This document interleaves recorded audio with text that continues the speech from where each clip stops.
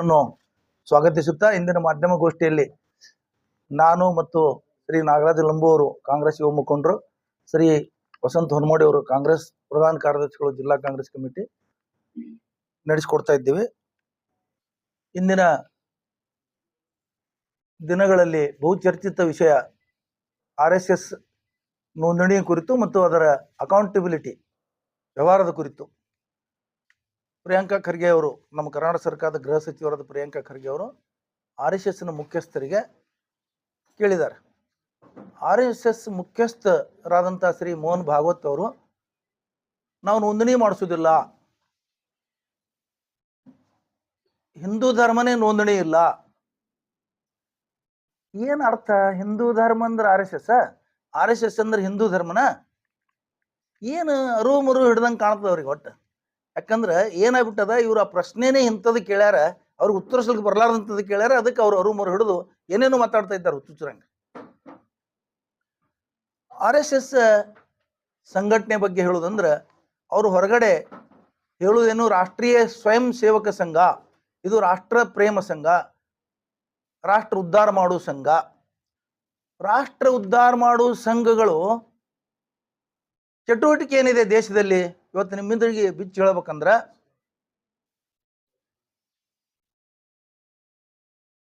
ಲಾಠಿ ಹಿಡ್ಕೊಂಡು ತಿರುಗಾಡಿ, ಲಾಠಿ ಬೀಸಿ ಅದನ್ನು ಕವಾಯತ್ ಮಾಡಿಸೋದು, ಇದು ರಾಷ್ಟ್ರದ ಯಾವ ಅಭಿವೃದ್ಧಿ ಕೆಲಸ ಮಾಡ್ತದೆ ಈ ಸಿಸ್ಟಮ್? ಹೇಳೋದು ಒಂದು ಬೇರೆ, ಮಾಡೋದು ಒಂದು ಬೇರೆ. ಇವರು ಮಿಲಿಟರಿ ಅವರನ್ನು ಕರೆಸಿ ಬಂದೂಕು ತರಬೇತಿ ಕೊಡಿಸ್ತಾರೆ RSS ಕಾರ್ಯಕರ್ತರನ್ನ. ದುರ್ಗಾವಾಹಿನಿ ಅಂತ ಒಂದು ಘಟಕ ಮಾಡಿದ್ದಾರೆ, ಮಹಿಳಾ ಘಟಕ, ಅದಕ್ಕೆ ಬಂದೂಕು ತರಬೇತಿ ಕೊಡಿಸ್ತಾರೆ. ಇಲ್ಲೇ ಜಮಖಂಡಿಯಲ್ಲಿ ಸುಮಾರು 15 ದಿವಸಗಟ್ಟಲೆ ಬಂದೂಕು ತರಬೇತಿ ಕೊಡಿಸಿದ್ರು. ಮಿಲಿಟರಿದವರನ್ನು ಕರೆಸಿ ಅಲ್ಲಿ FIR ಆಯಿತು, ಕೇಸ್ ಆಯಿತು, ಅಲ್ಲಿ ಕೆಲವರು ಅರೆಸ್ಟ್ ಆದ್ರೆ, ಇದೆಲ್ಲ ಆಯಿತು. ಇಡೀ ರಾಷ್ಟ್ರದಲ್ಲಿ ಬಾಂಬು ತಯಾರಿಕೆ ಮಾಡುವಾಗ RSS ಕಾರ್ಯಕರ್ತರ ಮನೆಯಲ್ಲಿ ಅವೆಲ್ಲ ಘಟಕಗಳು ಸಿಕ್ಕು ಎಷ್ಟೋ ಜನ ಅರೆಸ್ಟ್ ಆಗಿದ್ದಾರೆ, ಬಾಂಬ್ಗಳನ್ನು ಹಾಕಿದ್ದಾರೆ. ಪಾಕಿಸ್ತಾನ ಇಂಡಿಯಾ ಓಡಾಡಂತ ಸಂಜೋತಾ ಎಕ್ಸ್ಪ್ರೆಸ್ ಮೇಲೆ ಬಾಂಬ್ ಹಾಕಿ ಅಲ್ಲಿ ಬಹಳಷ್ಟು ಜನ ಸತ್ತು ಹೋದ್ರು.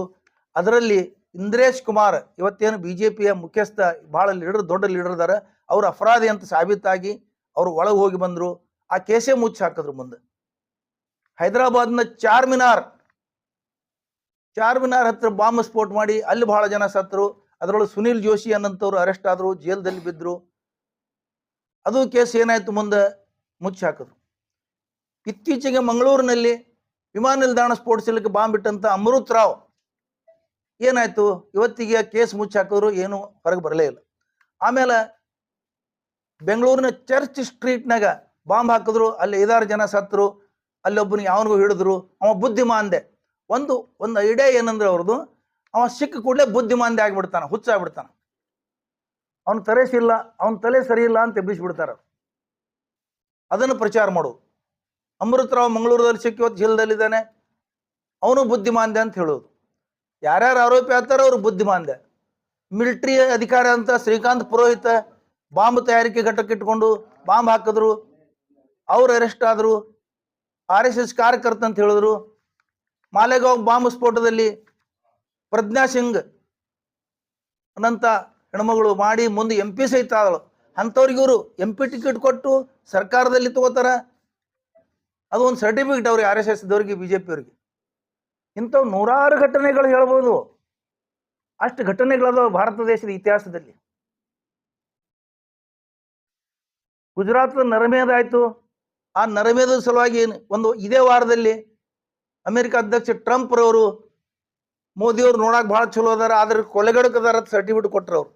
ಇವ್ರು ನಗತಾರ, ಅವ್ರ ಎದುರಿಗೆ ಕೂತು ನಗತಾರ ಇವ್ರು ಅದು ಹೇಳಿದಕ್ಕೆ. ಇವೆಲ್ಲ ಇತಿಹಾಸ ಇದಾವೆ. ಸ್ವಯಂ ಸೇವಕ ಸಂಘದ ಇದೇ ಕೆಲಸನಾ? ಇದೇ ರಾಷ್ಟ್ರದ ಅಭ್ಯುದಯ ಕೆಲಸಗಳ ಇವು? ಒಂದಾದ್ರೂ ಹೇಳಿ, ಯಾವ ಸಾರ್ವಜನಿಕ ಕೆಲಸಕ್ಕಾಗಿ ನೀವು ಹೋರಾಟ ಮಾಡಿದಿರಿ ರಾಷ್ಟ್ರದಲ್ಲಿ?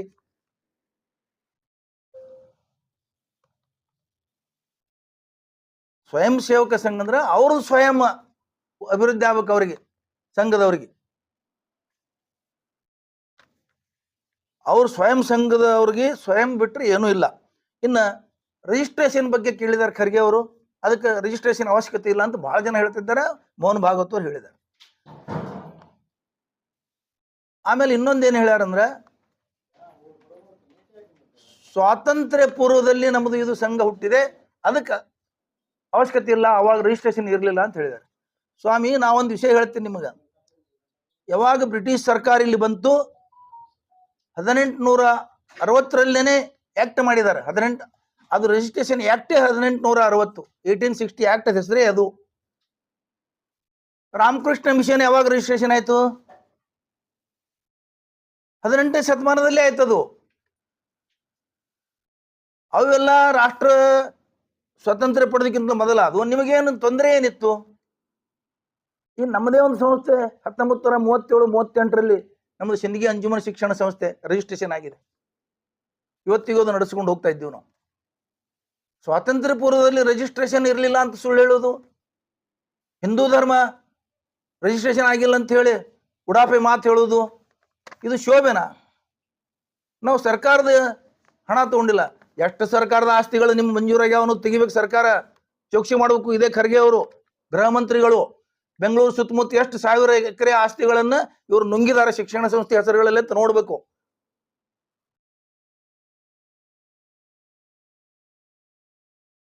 ಸರ್ಕಾರದ ಆಸ್ತಿ ತಗೊಂಡಿಲ್ಲ ಅಂದ್ರೆ, ಸರ್ಕಾರದ ಹಣ ತಗೊಂಡಿಲ್ಲ. 55 ಕೋಟಿ ರೂಪಾಯಿ ಇವತ್ತು ಡಿಕ್ಲೇರ್ ಆಗಿದೆ. 55 ಕೋಟಿ ರೂಪಾಯಿ ಅವರು ಸಂರಕ್ಷಣೆ ಖರ್ಚು ಮಾಡ್ತಾ ಇದ್ದಾರೆ, ಸೆಕ್ಯೂರಿಟಿಗೆ. ನೀವೇ ಸಂರಕ್ಷಣೆ, ಸ್ವಯಂ ಸೇವಕರು, ಸ್ವಯಂ ಸಂಘ, ನೀವೇ ಸಂರಕ್ಷಣೆ ಕೊಡೋರು, ನೀವೇ ಬಂದೂಕು ಹಾರಿಸೋರು, ನೀವೇ ಬಾಂಬ್ ಇಟ್ಕೊಳ್ಳೋರು, ನಿಮಗೆ ಸಂರಕ್ಷಣೆನಾ? 68,000 ಶಾಖೆಗಳು, ಲಕ್ಷಾಂತರ ಕಾರ್ಯಕರ್ತರು, ನಿಮ್ಗೆ ಸಂರಕ್ಷಣೆ ಇಲ್ವಾ? ನೀವು ಸರ್ಕಾರದಿಂದ ಮತ್ತೆ Z+ ಸಂರಕ್ಷಣೆ ಬೇಕು ನಿಮಗೆ? ಎಂತ ನಾಚಿಕೆಗೇಡು ವಿಷಯಗಳಿವೆಲ್ಲ. ಮತ್ತೆ ಇದಕ್ಕೆ ಪರ ವಿರೋಧ, ಸುಪ್ರೀಂ ಕೋರ್ಟ್ ನ್ಯಾಯವಾದಿಗಳು, ಹೈಕೋರ್ಟ್ ನ್ಯಾಯವಾದಿಗಳು, ಎಂತ ಮಾನಗೇಡಿ ಕೆಲಸಗಳು ಇವು ಅಂದ್ರೆ ಮಾತಾಡ್ತಾರ ಅಂತ ಹೇಳಿದ್ರೆ, ಒಬ್ಬರು ಹೇಳ್ತಾನೆ ಅದು ಅವಶ್ಯಕತೆ ಇಲ್ಲ. ನ್ಯಾಯಾಲಯಗಳು ಹೇಳ್ತಾ ಇದ್ದಾವೆ, ಸಂತೋಷ್ ಹೆಗಡೆ ಅಂತವ್ರು ನೋಂದಣಿ ಅವಶ್ಯಕತೆ ಇಲ್ಲ ಅಂತ ಹೇಳಿದ್ದಾರೆ ಇವರು ಸುಪ್ರೀಂ ಕೋರ್ಟ್ ಮಾಜಿ ಜಡ್ಜ್. ನಮ್ಗೆ ನಾಚಿಕೆ ಬರ್ತಾ ಇದೆ ಹೇಳಕ್, ನಮಗೆ ನಾಚಿಕೆ ಬರ್ತಾ ಇದೆ ಈ ಮಾತು ಹೇಳಕ್. ಸುಪ್ರೀಂ ಕೋರ್ಟ್ ಜಡ್ಜ್, ಒಬ್ರು ಒಳ್ಳೆ ಜಡ್ಜ್ ಅನಿಸ್ಕೊಂಡವರು, ಲೋಕಾಯುಕ್ತ ಇದ್ದವರು, RSS ನೋಂದಣಿ ಅವಶ್ಯಕತೆ ಇಲ್ಲ. ಮತ್ತೆ ಎದರ ಏನು ಅವಶ್ಯಕತೆ ಇದೆ? ಹಂಗಾರೆ ಹವಾಲಾದವ್ರು ಯಾಕೆ ನೋಂದಣಿ ಮಾಡ್ತೀರಿ? ಅವ್ರಿಗೆ ಯಾಕೆ ಅರೆಸ್ಟ್ ಮಾಡ್ತೀರಿ? ಇಡಿ ಬಿಟಿ IT ಬಿಟಿ ಯಾಕೆ ಬಿಡ್ತಾ ಇದ್ದೀರಿ? ಲೆಕ್ಕಕ್ಕೆ ಪತ್ರ ಕೇಳಬಾರ್ದು ಅಂದ್ರೆ ನಿಮ್ಗೆ ಕೇಳಬಾರ್ದು ಅಂದ್ರೆ ಅವ್ರಿಗೂ ಕೇಳಬಾರ್ದು. ಮೋಹನ್ ಭಾಗವತ್ ಅವ್ರು ಹೇಳ್ತಾರೆ, ನಮಗೆ ವಿನಾಯಿತಿ ಇದೆ. ವಿನಾಯಿತಿ ಯಾರಿಗಿರ್ತದೆ? ಅಶಕ್ತರು ಕೂಡಿ ಮಾಡಿದಂಥ ಸಂಘಗಳಿಗೆ, ಪ್ರಬಲರು ಸಬಲರು ಕೂಡಿ ಮಾಡಿದಂಥ ಸಂಘ ಸಂಸ್ಥೆಗಳಿಗೆ ರಿಯಾಯಿತಿ ಇರುವುದಿಲ್ಲ. ರಿಯಾಯಿತಿ ಕೆಳಗೆ ನೀವು ನುಸುಳುಕೊಳಕ್ ಹೋಗಬೇಡಿ. 400 ಕೋಟಿ ರೂಪಾಯಿ ಖರ್ಚು ಮಾಡಿ ದೆಹಲಿಯಲ್ಲಿ ಭವನ ಕಟ್ಟಿದಿರಿ, ಅದು ಯಾರ ಹೆಸರುಗಳಿದೆ? ಹಂಗಾದ್ರೆ ನೋಂದಣಿ ಇಲ್ಲ ಅಂದ್ರೆ ಯಾರ ಹೆಸರುಗಳಿದೆ? ಬೇಕಲ್ಲ, ಹೆಸರು ಬೇಕಲ್ಲ, ಅದಕ್ಕೊಂದು ನೋಂದಣಿನೇ ಇಲ್ಲ ಅಂದ್ರೆ ನಿಮ್ದು ಹೆಸರು ಬೇಕಲ್ಲ. ಯಾರು ವ್ಯಕ್ತಿಗಳ? ಹಂಗಾರೆ ನಿಮ್ ಖಾಸಗಿ ಆಸ್ತಿಗಳ? 100 ವರ್ಷದಲ್ಲಿ ಕೇವಲ 6 ಜನ ಸರಸಂಘ ಸಂಚಾಲಕರಾಗಿದ್ದಾರೆ. ಅವರೆಲ್ಲ ಮೇಲ್ವರ್ಗದ ಜನ, ಎಲ್ಲ ಅವ್ರ ಹೆಸರಲ್ಲೇ ಇದಾವ ಆಸ್ತಿಗಳು. ದೇಣಿಗೆ ಕೊಡ್ತಾರೆ, ದಾನ ಕೊಡ್ತಾರೆ ಅಂದ್ರೆ ಅದಕ್ಕೂ ಲೆಕ್ಕ ಕೊಡ್ಬೇಕು. ಈ ದೇಶದಲ್ಲಿರೋರು ಅದಕ್ಕೂ ಲೆಕ್ಕ ಕೊಡಬೇಕು, ಅದಕ್ಕೂ ಕಾಗದ ಪತ್ರ ಕೊಡಬೇಕು. ನೀವು SIR ಮಾಡಿ ಕಾಗದ ಪತ್ರ ಕೇಳ್ತಾ ಇದ್ದೀರಿ ಜನರಿಗೆ, ಇದು ಯಾವ ಕಾನೂನ? ನೀವು 2002ರಲ್ಲಿ ಮತ ಹಾಕಿದ್ರಲ್ಲಿ ಕೊಡಿ, 2002ರಲ್ಲಿ ಕೊಡಿ, ನಿಮ್ಮ ಜನ ದಾಖಲೆ ಕೊಡಿ. ನಿಮ್ಮ ಹತ್ರ ದಾಖಲೆ ಇಲ್ಲ. ಮೊದಲ ನೀವು ದಾಖಲೆ ಇಲ್ಲದೆ ಇದ್ದೀರಿ ಇವತ್ತು ಈ ದೇಶದಲ್ಲಿ, ನೀವು ಇನ್ನೊಬ್ಬರಿಗೆ ದಾಖಲೆಗಳು ಕೇಳ್ತಾ ಇದ್ದೀರಿ. ಇದು ಯಾವ ಕಾನೂನು?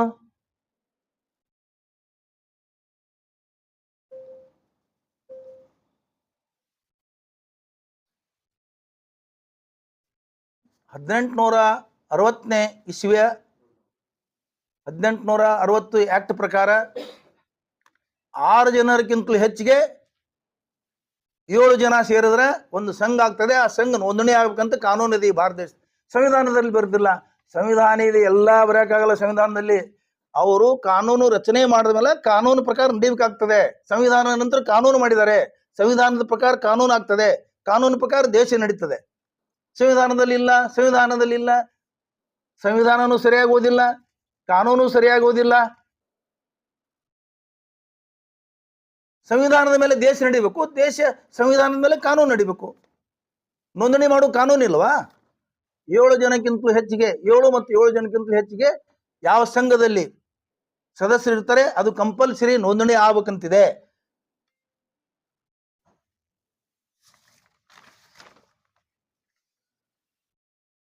ಆಮೇಲೆ ಯಾಕೆ ನೋಂದಣಿ ಮಾಡ್ತಾ ಇಲ್ಲ ಅನ್ನೋದು ಬಹಳ ಮಹತ್ವದ ವಿಷಯ. ಅವರು ಸಣ್ಣ ಸಣ್ಣ ಮಕ್ಕಳನ್ನ ಅದರೊಳಗೆ ಸೇರಿಸ್ತಾರೆ ಸದಸ್ಯರಾಗಿ. ನೋಂದಣಿ ಕಾಯ್ದೆ ಪ್ರಕಾರ 18 ವರ್ಷಕ್ಕಿಂತಲೂ ಮೇಲ್ಪಟ್ಟು ಇದ್ದಾಗ ಮಾತ್ರ ಸದಸ್ಯ ಆಗ್ಲಿಕ್ಕೆ ಬರ್ತದೆ. ಇದು ಒಂದು ಬುಕ್ ಇದೆ, ನರಕದ ಗರ್ಭಗುಡಿಯಲ್ಲಿ. ಇದ್ರ ಬರಹಗಾರ ಯಾರು? ಸುದೇಶ್ ಮಿನ್ನಿ, ಯಾರು ಮುಸ್ಲಿಮರಲ್ಲ. ಇದರ ಅನುವಾದಕರು PKP ಕೃಷ್ಣನ್. ಇದು 2016ರಿಂದ ಈ ಬುಕ್ಕು ಮಾರ್ಕೆಟ್ದಲ್ಲಿದೆ, ಎಲ್ಲರ ಹತ್ರ ಭಾಳ ಜನ ಓದಿದ್ದಾರೆ. ಈ ಬುಕ್ನಲ್ಲಿ ಸ್ಪಷ್ಟವಾಗಿ ಹೇಳ್ತಾರೆ ಅವರು 5 ರಿಂದ 6 ವರ್ಷ ನಂತರ ಹುಡುಗರಿಗೆ, 5 ರಿಂದ 6ನೇ ಹುಡುಗರಿಗೆ ಅವರು ಅದರೊಳಗೆ ಸೇರಿಸ್ಕೊಂಡು ಕವಾಯತು ಮಾಡಿ, ಇಷ್ಟಿಷ್ಟು ಹುಡುಗರಿಗೆ ನಾನು ಫೋಟೋ ತೋರಿಸಂದ್ರೆ ತೋರಿಸ್ತೀನಿ ನಿಮಗೆ. ಅವ್ರಿಗೆ ಬಂದೂಕ್ ತರಬೇತಿ, ಡ್ರೆಸ್ ಹಾಕೋದು, ಇವೆಲ್ಲ ಯಾಕೆ ಬೇಕು ಹಂಗಾರ? ಸ್ವಯಂ ಸೇವಕ ಸಂಘದ ಕೆಲಸನ ಇದು? ದೇಶದ ಅಭಿವೃದ್ಧಿಗಾಗಿ ಇದು ಕೆಲಸನ? ಸಣ್ಣ ಸಣ್ಣ ಮಕ್ಕಳಿಗೆ ಅವ್ರಿಗೆ ಡ್ರೆಸ್ ತೊಡಿಸಿ ಅವ್ರ ಕೈ ಬಂದೂಕ್ ಕೊಟ್ಟು ತರಬೇತಿ ಕೊಡ್ತಾ ಇದ್ದೀರಿ, ಇದು ಯಾವ ದೇಶದ ಅಭಿವೃದ್ಧಿ ಕೆಲಸ? ಇದು ದೇಶ ಪ್ರೇಮ ಕೆಲಸನ? ಬಂದೂಕ್ ತರಬೇತಿ ಕೊಡೋದು ದೇಶ ಪ್ರೇಮನ? ಈ ಬುಕ್ನಲ್ಲಿ ಸ್ಪಷ್ಟವಾಗಿ ಹೇಳ್ತಾರೆ ಅವರು. ನನಗೆ ತಗೊಂಡು ಹೋದ್ರು. ನಾನು 25 ವರ್ಷಗಳ ಕಾಲ ಈ ದೇಶದಲ್ಲಿ ಎಲ್ಲ ಸುತ್ತಾಡಿ ಪ್ರಚಾರಕನಾಗಿ ಕೆಲಸ ಮಾಡಿ ನಾನು ಅದರಿಂದ ಹೊರಗೆ ಬಂದಿದ್ದೇನೆ. ಅದರ ಹೆಸರೇ ನರಕದ ಗರ್ಭಗುಡಿಯಲ್ಲಿ. ಒಂದು ಸಲ ಅಲ್ಲಿ ಒಳಗೆ ಹೋದ್ರ ಅವನು ಹೊರ ಜಗತ್ತಿನ ಅಥವಾ ಹೊರಗಿನ ವಿಷಯಗಳು ಅವನಿಗೆ ಗೊತ್ತೇ ಆಗ್ಲಾರ್ದಂಗೆ ಅಲ್ಲಿ ಬ್ರೈನ್ ಇದು ಮಾಡ್ತಾರೆ. ಇಲ್ಲೇನು ಜಿಗಜಿನಿಗೆ ಅವರು, ಬಸವರಾಜ ಬೊಮ್ಮಾಯಿ ಅವರು RSS ಬಗ್ಗೆ ಮಾತಾಡ್ತಾರೆ. ಇವ್ರಿಗೆ ಏನು ಗೊತ್ತೇ ಇಲ್ಲ, ಗೇಟೇ ನೋಡಿಲ್ಲ ಇವರು. ಒಳಗೆ ಹೋಗೋದು ದೂರಿ ಉಳಿತು, ಗೇಟಿನ ಹತ್ರನೇ ಬಿಟ್ಟಿಲ್ಲ ಇವರಿಗೆ. ಆಮೇಲೆ AK ಸುಬ್ಬಯ್ಯನವರು ಈ ರಾಜ್ಯದ ಸರ್ಕಾರದ ವಿರೋಧ ಪಕ್ಷದ ನಾಯಕರು. ಅವ್ರ ಲೈಫ್ ಇಡೀ ಜೀವನ ಎಲ್ಲ RSS BJP ಜೊತೆ ಇದ್ದು ಅವರು ಅಲ್ಲಿ ಎಲ್ಲ ಒಳಗಿನ ಅಸಹ್ಯಕರ ಘಟನೆಗಳು, ಸಮಸ್ಯೆಗಳನ್ನು ನೋಡಿ ಅವರು ಹೊರಗೆ ಬಂದು ಅವರು ಒಂದು ಬುಕ್ ಬರೆದಾರ. 1988ರಿಂದ ಈ ಬುಕ್ ಪ್ರಚಲಿತದಲ್ಲಿದೆ. RSS ಅಂತರಂಗ. ಆಮೇಲೆ ದೇವನೂರು ಮಹಾದೇವ್ ಅವರು RSS ಆಳ ಮತ್ತು ಅಗಲತ್ ಬರೆದ್ರು. ಅದು ಇದ್ರಾಗ ಇತ್ತೀಚೆಗೆ ಇವು ಸುಳ್ಳಿದ್ದು ಅಂದ್ರೆ ನೀವು ಬ್ಯಾನ್ ಮಾಡಿಸ್ಬೇಕಾಗಿತ್ತಲ್ಲ, ಕೋರ್ಟ್ಗೆ ಹೋಗ್ಬೇಕಾಗಿತ್ತಲ್ಲ. ಇವು ಚಾಲೆಂಜ್ ಮಾಡಿಲ್ಲಲ್ಲ ನೀವು. ಇವ್ರ ಲೇಖನಗಳು ಚಾಲೆಂಜ್ ಮಾಡಬೇಕಾಗಿತ್ತು. RSS ದವರು ಯಾರು ಸತ್ಯ ಹೇಳ್ತಾರ ಅದು ಸತ್ಯ ಹೊರಗೆ ತರ್ತಾರ, ಅವ್ರಿಗೆ ಕೆಣಕಲು ತಯಾರಿಲ್ಲ ಅವರು. ಯಾಕಂದ್ರೆ ಮತ್ತೆ ಇನ್ನೂ ಸತ್ಯ ಹೊರಗೆ ಬೀಳುತ್ತಂತ ಹೇಳಿ ಅವ್ರ ಕೆಲಸನೇ ಅದೇ. ಆಮೇಲೆ ಈ ವಾರದಲ್ಲಿ 3-4 ದಿವಸದ ಹಿಂದೆ ಜಿಗಜಿನಿಗೆ ಅವರು ಪ್ರಿಯಾಂಕಾ ಖರ್ಗೆ ಅವರನ್ನು ಉದ್ದೇಶಿಸಿ, RSS ಯಾಕೆ ಕೆಣಕ್ತಾನಪ್ಪ, ದಲಿತ ಆಗಿ RSS ಪ್ರಶ್ನೆ ಮಾಡಬಾರ್ದ? ನೀವು 40 ವರ್ಷಗಳ ಕಾಲ ಸಚಿವರಾಗಿ, ಶಾಸಕರಾಗಿ, ಸಂಸದರಾಗಿ ನಿಮ್ಮ ಉದ್ದೇಶ ಏನಂದ್ರೆ ದಲಿತರು ದಲಿತರಾಗೇ ಇರಬೇಕು. ಡಾಕ್ಟರ್ ಬಾಬಾ ಸಾಹೇಬ್ ಅಂಬೇಡ್ಕರ್ ಅವರು ದಲಿತರು ಮುಖ್ಯವಾಹಿನಿಯಲ್ಲಿ ಬರಲಿ, ಮುಖ್ಯ ಪ್ರವಾಹದಲ್ಲಿ ಇರಲಿ ಅಂತ ಹೇಳ್ಕೊಂಡು ಮೀಸಲಾತಿ ಕೊಟ್ಟಿದಾರ. ಆ ಮೀಸಲಾತಿ ಮೇಲೆ ನೀವು MP MLA ಮಂತ್ರಿ ಆಗಿದ್ದೀರಿ. ನಿಮ್ಮ ಅರಿವಿಗೆ ಬರೋದಿಲ್ವಾ ಉಳಿದ ದಲಿತರು ಮೇಲೆ ಬರಲಪ್ಪ ಅಂತ ಹೇಳಿ? ನಿಮಗೆ ಆ ಉದ್ದೇಶ ಇಲ್ಲ. ಅದನ್ನು ಪ್ರಿಯಾಂಕಾ ಖರ್ಗೆ ಅವರಿಗೆ ಹೆದರಿಸಿಬಿಡುದು. ದಲಿತರು RSS ಮುಟ್ಟಿದ್ರು ಉಳಿದಿಲ್ಲ. ಬಹಳ ಕರೆಕ್ಟ್ ಹೇಳಿದಾರ, ಬಹಳ ಕರೆಕ್ಟ್ ಹೇಳಿದಾರ. ಯಾಕಂತ ಕೇಳಿದ್ರೆ ಅವ್ರ ಮಾತನ್ನು ನಾನು ಸಹಮತ ವ್ಯಕ್ತಪಡಿಸ್ತೀನಿ. ಅದಕ್ಕೆ ಯಾಕಂತ ಕೇಳಿದ್ರೆ ನಿಜ ಅದ. ಮಹಾರಾಷ್ಟ್ರದಲ್ಲಿ ಸಾಹಿತಿ ದಾಬೋಲ್ಕರ್ ಕೊಲೆ ಆಯ್ತು, ಪನ್ಸಾರಿ ಅವ್ರ ಕೊಲೆ ಆಯ್ತು. ಇವರೆಲ್ಲ RSS ಕೆಣಕದವ್ರೆ. MM ಕಲಬುರ್ಗಿ ಕೊಲೆ ಆಯ್ತು, ಡಾಕ್ಟರ್ MM ಕಲಬುರ್ಗಿ ಅವ್ರದ್ದು. ಗೌರಿ ಲಂಕೇಶ್ ಅವ್ರ ಕೊಲೆ ಆಯ್ತು. ಇವರೆಲ್ಲ RSS ಕೆಣಕದವ್ರೆ. ಅದಕ್ಕೆ ನಿನಗೂ ಹೊಡಿತಾರ, ನಿನಗೂ ಕೊಲ್ತಾರಪ್ಪ, RSS ಸಂಸ್ಕೃತಿ ಅದೇ ಅದ ಅಂತ ಹೇಳ್ದಂಗ ಅವರು. ಅದಕ್ಕೆ ಎಚ್ಚರಿಕೆ ಹೇಳಿದಾರ ಅವರು. ಒಬ್ಬ ದಲಿತ ಮನುಷ್ಯ, ದಲಿತ ಮಂತ್ರಿಗೆ ಏನ್ರ ಆಗಬಾರ್ದತ್ ಎಚ್ಚರಿಕೆ ಹೇಳಿದ್ದಾರೆ. RSS ಸಂಸ್ಕೃತಿಯನ್ನ ಜಿಗಜಿಣಿಗೆ ಅವರು ಬಿಚ್ಚಿಟ್ಟಿದ್ದಾರೆ. ಅದನ್ನ ನಾನು ಜಿಗಜಿಣಿಗೆ ಅವರು ಹೇಳಿದ್ದು ಒಪ್ತೀನಿ. ಯಾಕಂದ್ರೆ ಇದ್ದಂಗೆ ಹೇಳ್ಯಾರ ಅವರು. ಬಹಳ ಮುಗ್ಧ ರಾಜಕಾರಣಿ ಅವರು. ಅದಕ್ಕೆ ಅವ್ರು ಇದ್ದಂಗೆ ಹೇಳ್ಯಾರ. ನಾವು ಅವ್ರ ಮಾತಿಗೆ ಸಹಮತ ವ್ಯಕ್ತಪಡಿಸ್ತೀವಿ.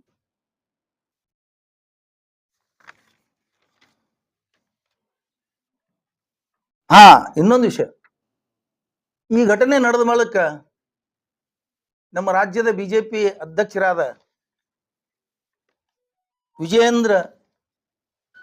BY ವಿಜಯೇಂದ್ರ ಅವರು, ನೀವು RSS ಕೇಳ್ತೀರಿ, ಪ್ರಶ್ನೆ ಮಾಡ್ತೀರಿ, ಮದರ್ಸಗಳಿಗೆ ಏನು ಪ್ರಶ್ನೆ ಮಾಡಲ್ಲ, ಮದರ್ಸಗಳಲ್ಲಿ ಏನು ನಡೀತದ? ವಿಜಯೇಂದ್ರ ಅವರಿಗೆ ಇವತ್ತು ನಾನು ಚಾಲೆಂಜ್ ಮಾಡ್ತೀನಿ. ರಾಜ್ಯದಲ್ಲಿ ನಿಮ್ಮದು 8 ವರ್ಷ ಸರ್ಕಾರ ಇತ್ತು, ಕೇಂದ್ರದಲ್ಲಿ 12 ವರ್ಷ ಸರ್ಕಾರ ನಡೆದಿದೆ. ರಾಷ್ಟ್ರದ ಒಂದೇ ಒಂದು ಮದರ್ಸದಲ್ಲಿ ಇಂಥ ಚಟುವಟಿಕೆ, ಇಂಥವು ಬಾಂಬ್ ತಯಾರಿಕೆ, ಇಂಥವು ಆಯುಧಗಳು, ಬಾಂಬ್ಗಳು, ಬಂದೂಕಗಳು ಏನಾದ್ರೂ ಇದ್ರೆ ತೋರಿಸ್ಕೊಡ್ಬೇಕು. ನಿಮ್ಮ ಅರಿವಿಗಿಲ್ಲ, 10 ಸಲ ರೇಡ್ ಆಗಿದಾವೆ, ಅಲ್ಲಿ ಯಾವುದೂ ಚಟುವಟಿಕೆ ಇಲ್ಲ, ಪ್ರೂಫ್ ಆಗಿದೆ. ನೀವು ರಾಜಕೀಯಕ್ಕೋಸ್ಕರ ಮಾತಾಡ್ತೀರಿ,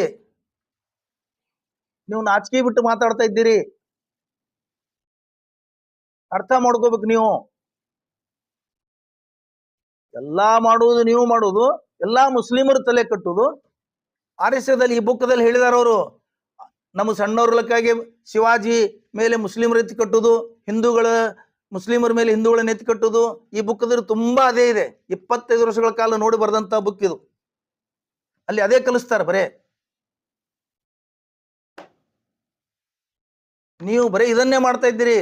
ಎಲ್ಲರೊಂದು ಘಟನೆ ಆಗ್ತದ, ಬಾಂಬ್ ಹಾಕೋದಾಗ್ಲಿ ಏನಾಗ್ಲಿ, ಅದು ಬೇರೆದವ್ರು ಹಾಕೋದು, RSSದವ್ರು ಬೆಂಬಲಿಗಿರ್ಬೋದು, ಬಜರಂಗ ದಳ ಇರ್ಬೋದು, ಯಾವ್ದಾರು ಇರ್ಬೋದು.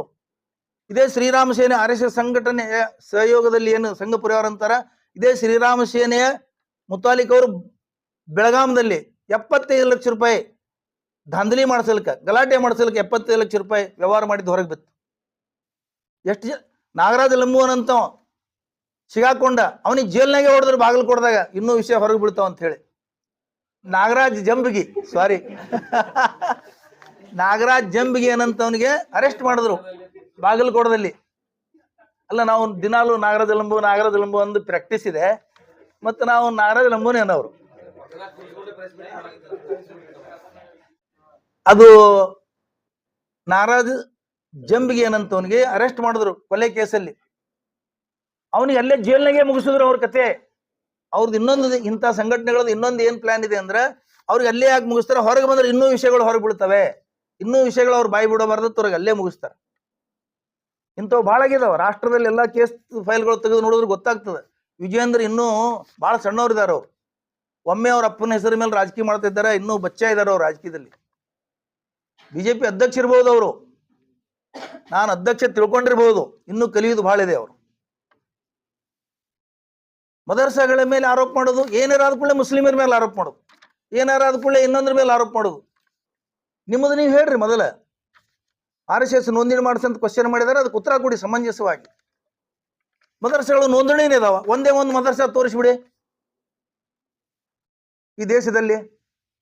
ನಾನು 10 ವರ್ಷದಿಂದ ಈ ಮಾತು ಹೇಳಿದ್ದೀನಿ, ಇವತ್ತು ಈ ಮಾತು ಹೇಳ್ತಾ ಇದ್ದೀನಿ. ನಾಗರಾಜ ಲಂಬೂರು ಒಂದೆರಡು ಮಾತಾಡ್ತಾರೆ, ಆಮೇಲೆ ನೀವು ಕೇಳ. ಇವತ್ತಿನ ದಿವಸ ಏನು SM ಪಾಟೀಲ್ ಅವರು ಏನು RSS ಬಗ್ಗೆ ಹಾಗೂ ಏನು ಪ್ರಿಯಾಂಕ ಖರ್ಗೆ ಅವರು ಏನು ಗೃಹ ಸಚಿವರು ಆದ ನಂತರ ಈ ದೇಶದಲ್ಲೇ ಏನು ಸಂಚಲನ ಮೂಡಿದೆಯಲ್ಲ, ಈ ದೇಶದಲ್ಲಿ ಸಂಚಲನ ಮೂಡಿದ ನಂತರ RSSದವ್ರಿಗೆ ನೆಮ್ಮದಿನೇ ಇಲ್ಲಾರ್ದಂಗೆ ಆಗ್ಯದ. ಯಾಕಪ್ಪ ಅಂದ್ರೆ ಯಾವುದೇ ಒಂದು ಸಂಘ ಸಂಸ್ಥೆ ಯಾವುದೇ ಒಂದು ರಿಜಿಸ್ಟರ್ ಮಾಡಬೇಕಾಗ್ತದೆ. ಯಾಕಂದ್ರೆ 7 ಮಂದಿ ಇದ್ದಕ್ಕಿಂದ ಯಾವುದೇ ಒಂದು ಸಂಘ ಮತ್ತು ಯಾವುದೇ ಒಂದು ಸಮಾಜದಲ್ಲಿ ಯಾವುದೇ ಚಟುವಟಿಕೆ ಮಾಡಬೇಕಾದ್ರೆ ಅದನ್ನು ಸಂಘವನ್ನು ಸರ್ಕಾರ ಅಧೀನದಲ್ಲಿದ್ದಂಥ DR ಆಫೀಸಲ್ಲಿ ಹೋಗಿ ನೋಂದಣಿ ಮಾಡಬೇಕಾಗ್ತದೆ. ಜಿಲ್ಲಾವಾರ ರಾಜ್ಯದಲ್ಲೇನು ಮಾಡೋದಕ್ಕೆ ರಾಜ್ಯ ಮಟ್ಟದಲ್ಲಿ ಮಾಡಬೇಕಾಗ್ತದೆ. ದೇಶದಲ್ಲಿ ಮಾಡಬೇಕಾದ್ರೆ ರಾಷ್ಟ್ರದಲ್ಲಿ ಮಾಡಿಕಿಸಿಂದ ಸಂಘ ರಿಜಿಸ್ಟರ್ ಮಾಡಿ ಅದನ್ನ ಯಾವುದೇ ಒಂದು ಸಣ್ಣ ಕೆಲಸ ಮಾಡಿದ್ರೇ ಅದನ್ನ ಒಂದು ಕಾನೂನು ಚೌಕಟ್ಟಿನಲ್ಲಿ ಇರಬೇಕಾಗ್ತದೆ. ಈಗ ಈಗ ನಮ್ಮ ದೇಶದಲ್ಲಿ ಸರ್ಕಾರಗಳು ಹೆಂಗದಪ್ಪ ಅಂದ್ರ ಯಾವ ದಿಸ್ಕಿ ಲಾಟಿ ಉಸ್ಕಿ ಬೇಸ್ ಅಂದ್ರೆ ಈಗೇನು ಯಾರು ಬಲಾಢ್ಯ ಮತ್ತು ಆತಂಕದ ಒಂದು ಏನು ಸೃಷ್ಟಿ ಮಾಡ್ತಾರಲ್ಲ, RSS ಅಂದ್ರೆ ಏನು, ಇದು ಸಮಾಜದಲ್ಲೇನೆ ಒಂದು ಆತಂಕ ಭಯ ಹುಟ್ಟಿಸಂತ ಒಂದು ಸಂಘಟನೆ. ಯಾಕಪ್ಪ ಅಂದ್ರ ಅಲ್ಲಿ ಲಾಠಿ ಹಿಡಿದು, ತಲವಾರ ಹಿಡಿದು, ಬಂದೂಕ್ ಹಿಡಿದು, ಈಗ ಎಷ್ಟೋ ಜನ ಭಯೋತ್ಪಾದಕ ಸಂಘಟನೆ ಅಂತ ಹೆಸರಿಗೆ ಮಾತ್ರ ಇವ್ರು ಓಪನ್ ಸಮಾಜದಲ್ಲಿನೇ ಮಾಡ್ತಾರೆ. ಇವರು ಲಾಠಿ ಹಿಡ್ಕೊಂಡು ಓಣಿ ತಿರುಗಾಡುದು, ಸಿಟಿಯಲ್ಲಿ ತಿರುಗಾಡುದು, ಭಯ ಹುಟ್ಟೋದಿಲ್ಲ ಜನರಿಗೆ. ಹೀಗಾಗಿ ಅದ್ರ ರಿಜಿಸ್ಟ್ರೇಷನ್ ಮಾಡಿದ್ರ ಮುಂಚೂಣಿ ಯಾರು ಇರ್ತಾರ ಅವ್ರ ಮ್ಯಾಗ ಕಾನೂನು ಚೌಕಟ್ಟಿನಲ್ಲಿ ಯಾವುದೇ ಒಂದು ಘಟನೆ ಆದ್ರೂ ಅದಕ್ಕೆ ಅವ್ರ ಮ್ಯಾಗ ಕಾನೂನು ಕ್ರಮ ತಗೋಬೇಕಾಗ್ತದೆ. ಅದಕ್ಕಂತೇಳಿ ಅದನ್ನ ಮಾಡಲ್ಲ, ಯಾವ್ರವ್ರು ಮಾಡಿದ್ರಲ್ಲ ಯಾವ RSS ಅಲ್ಲವ ಈ ತರ ಹೇಳಿ ಜಾರ್ಕೊಂತ ಇದು ಆಗದಿದೆ. ಯಾಕಪ್ಪ RSS ದೇಶ ಪ್ರೇಮಿ ಅಂತ ಹೇಳ್ತಾರ. ಏನ್ ದೇಶ ಪ್ರೇಮಿ ಅವ್ರದ್ದು? ಒಂದು ಭಾರತ ಜೆಂಡಾಕ್ಕೆ ಬೆಲೆ ಕೊಡಂಗಿಲ್ಲ, ಆಮೇಲೆ ಜನಗಣಮನ ಅಂತೂ ಅಂದು ಒಂದೂ ದಿವಸ ನಾವು ನೋಡಿಲ್ಲ RSS ಸಂಘದಲ್ಲಿ. ಸಂವಿಧಾನಕ್ಕೆ ಮತ್ತು ಏನಪ್ಪ ಈ ದೇಶದಲ್ಲಿ ಸಂವಿಧಾನ ಏನಿದೆಯಲ್ಲ ಎಲ್ಲಾ ಜನಾಂಗದ ಎಲ್ಲಾ ಧರ್ಮದವ್ರಿಗಿದೆ. RSS ಈ ದೇಶದ ಏನ್ ರಾಷ್ಟ್ರೀಯ ಒಂದು ಏನೋ ಒಂದು ಹೇಳ್ತಾ ಇದೆಯಲ್ಲ, ನಾವು ರಾಷ್ಟ್ರ ಅಭಿಮಾನಿಗಳು ಭಾಳ ಅಂತೇಳಿ ಸಂವಿಧಾನ ಮುಖಾಂತರ ಯಾಕೆ ಅವರು ಮಾಡ್ತಾ ಇಲ್ಲ? ಯಾಕಂದ್ರ ನಾಗ್ಪುರದಲ್ಲಿ ನೀವು ನಾಗ್ಪುರ RSS ಸಂಘ ಇದೆಯಲ್ಲ, ಇನ್ನೂವರೆಗೆ ಇಲ್ಲಿ ಜೆಂಡಾ ಇಲ್ಲ. ಈಗ ಎಲ್ಲಾ ಸಂಘ ಸಂಸ್ಥೆಗಳು ಕಂಪಲ್ಸರಿ ಭಾರತ ಜೆಂಡಾವನ್ನ ಹಾರಿಸ್ತಾರ. ಒಂದು ದಿವಸ ಅಲ್ಲಿ RSS ಕಚೇರಿ ಮ್ಯಾಗೆ ಜೆಂಡಾ ಹಾರಿಸೋ ಉದಾಹರಣೆ ಇದೆಯಾ? ಇಲ್ಲ. ಇವರು ಭಯವನ್ನು ಸಮಾಜದಲ್ಲಿ ಭಯವನ್ನು ಹುಟ್ಟಿಸಂತ ಸಂಘಟನೆ. ಈ ಸಂಘಟನೆ ನೋಡು, ಈಗ ಪ್ರಿಯಾಂಕ್ ಖರ್ಗೆ ಅವರು ಏನು ಒಂದು ನಿಲುವು ತಗೊಂಡಾರಲ್ಲ, ಅದು ನಮ್ಮ ಈಗ ಸಮಾನ ದೃಷ್ಟಿ ಒಳಗ ಸಮಾನತೆ ಬಯಸೋರು, ಏನು ಈ ದೇಶವನ್ನು ಉಳಿಬೇಕಂತ ಅನ್ನಂತ ಜನ ಅವ್ರ ಹಿನ್ನೆಲೆ ಎಲ್ಲಾರು ಸಪೋರ್ಟ್ ಮಾಡ್ತಾರ. ಹೀಗಾಗಿ ಈಗ ಏನೇ ಇದ್ರು RSS ದವ್ರು ಈಗ ಜಿಲ್ಲಾನೇ ಆಗ್ಲಿ ರಾಜ್ಯದಲ್ಲೇ ಆಗ್ಲಿ ಅದು ನೋಂದಣಿ ಆಗ್ಬೇಕು. ಯಾಕಂದ್ರೆ ಎಲ್ಲಾರ ಕರ್ತವ್ಯ ಇದೆ, ಕ್ವಶನ್ ಮಾಡ್ಬೇಕು ನೀವು. ಯಾಕಂದ್ರೆ ಈಗ RSS ಇದ್ದಲ್ಲಿ ಯಾರಪ್ಪ ಅದಾರಪ್ಪ ಗೊತ್ತದ? ಮುಂಚೂಣಿ ಒಳಗಿದ್ದವ್ರಂತಲ್ಲ ಎಲ್ಲಾರು ಬ್ರಾಹ್ಮಣರೇ ಅದಾರ. ಇವು ಶೂದ್ರ ಯಾರದಿರ ಅನ್ನೋದು ನಿಮ್ಗೆ ಅರ್ಧ ಮಂದಿಗೆ ಗೊತ್ತಿರ್ಲಿಲ್ಲ. ಶೂದ್ರ ಅಂದ್ರೆ ಏನು? ಎಲ್ಲಾರು ಏನ್ ತಿಳ್ಕೊತಾರ? ದಲಿತರಲ್ಲಪ್ಪ. ಶೂದ್ರ ಅಂದ್ರ ಲಿಂಗಾಯತ್ ಕಮ್ಯುನಿಟಿ, ಅತಿ ಶೂದ್ರ ಅಂದ್ರ ದಲಿತರು. ಹಿಂಗಾಗಿ ನೀವು ಶೂದ್ರರು ಏನದಿರಿ, ನಿಮ್ಗೆ ಈ ದೇಶದ ನಿಮ್ಗೆ ಈ ನಿಲುವು ಏನದ, ಈ ದೇಶದ ಏನ್ ನಿಮಗೆ ಇದು ಕೊಟ್ಟದ ಅನ್ನೋದು ನೀವು ತಿಳ್ಕೊಬೇಕು. ಯಾಕಂದ್ರೆ ಇತಿಹಾಸವನ್ನು ಬಲ್ಲವನು ಇತಿಹಾಸ ಸೃಷ್ಟಿ ಮಾಡ್ತಾನ. ಹಂಗಾಗಿ ಪ್ರಿಯಾಂಕ್ ಅವರು ದಲಿತರಲ್ಲ, ಅವರು ಈ ದೇಶದ ಇತಿಹಾಸವನ್ನು ತಿಳ್ಕೊಂಡಾರ.